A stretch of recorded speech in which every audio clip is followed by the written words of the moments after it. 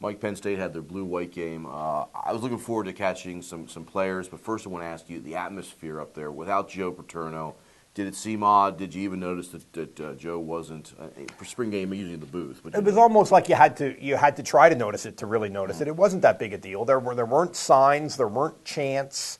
There was supposedly this thing where we're all going to wear black sneakers to honor Joe. Well, people wear black sneakers all the time, so you couldn't. You were the only one. I couldn't really. Yeah, right. I couldn't really tell. I did not notice any. That had no impact that I could decipher. So it really was not. I expected there to be more. Now there were a lot of people threw flowers at Joe's statue at the stadium, which is you'd expect that, and that was fine. But of course that's outside the stadium. Sure. That didn't have much to do with the atmosphere of the game. Didn't seem that odd. Let's get into it. What seemed, I won't say odd, abnormal for this is the quarterback play. None of the big three that are competing for this, Bolden, McGloin, or Jones, to me stood out. But one guy, these two stayed. O'Brien's trying to get this to a two-horse race, and one guy fell back. Yep. And that's Rob Bolden. I really think that when we get to September, you're going to see him at tight end. He reminds me a lot of Anthony Quarles.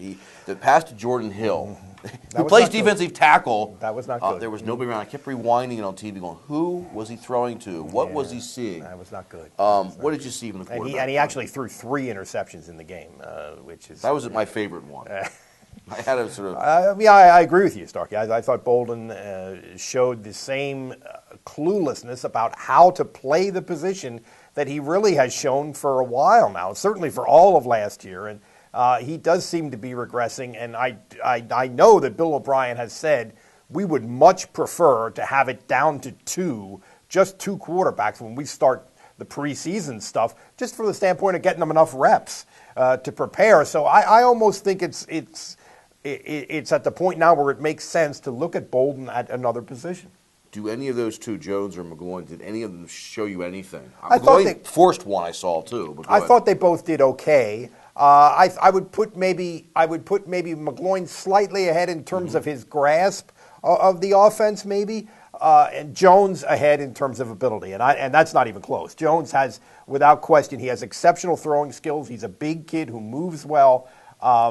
He's had trouble staying academically eligible, so you don't know how much that factors in. I feel like he and O'Brien have developed a pretty good relationship. It's just a sense I have, and some of the things that O'Brien has said sort of leads you to that conclusion. So I think people are intrigued. If people came away with this from Saturday with anything positive, they're intrigued by Paul Jones. Yeah, I am too. He had two sort of threw across his body passes, a lot of muscle. He's very big. He's a physical specimen. He is. I think some of it was maturity with him before. We'll see. I was really intrigued. You mentioned intrigued with the offensive line. It takes them 4 years to develop a line. These guys were opening up some holes for the running game. Passing game, a little off. There were some sacks, but Bill Benton really benefited from it. But talk about the line and Bill Benton a little bit, the running back. I think the offensive line is the one area where you're going to see the most rapid improvement for a couple of reasons. Number one is the new strength program, which is much more involved with Olympic lifts and power lifting, which is going to lend itself to that explosive movement that you require from an offensive lineman. And also the coach, Mac McWhorter, who is a big-time guy who came from the University of Texas, was out of the game for a year, and I think he's going to make a big difference. This is an interesting thing. Offensive line used to be they had two coaches.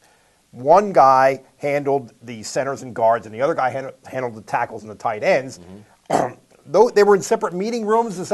So every time you change positions from guard to tackle or tackle to guard, you change position coaches and you change the meeting room that you went to every day, and so that just is just sort of a goofy thing that just from a logistical standpoint has been eliminated. I think it's going to help, and Bill Belton is probably going to be the backup tailback. He has been moved from wide receiver, and he showed a lot of elusive ability to make people miss. I think he's going to be a positive addition.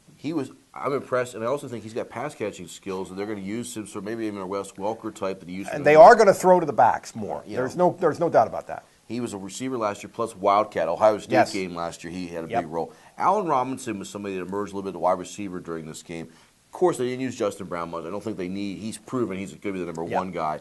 But But Robinson and I guess Shawnee, is it Kersey? Shawnee Kersey. Anybody else jump out at receiver for you? Christian Kuntz, the kid from Trinity High School. Harrisburg I don't know how area. much he's going to play. He's a senior, and he has hardly played at all. Had some guy. injury problems. But he was in the game early and often on Saturday, and I wonder if it's just wide receiver has become a more complicated position, and I wonder if the kids who got to play Saturday are maybe the ones that are picking it up the fastest. I don't know. So I think that's really sort of still up in the air. And remember that Devin Smith is missing the whole thing with an injury. Yeah. So that is very much up in the air. But offensive line, I think, is a real positive.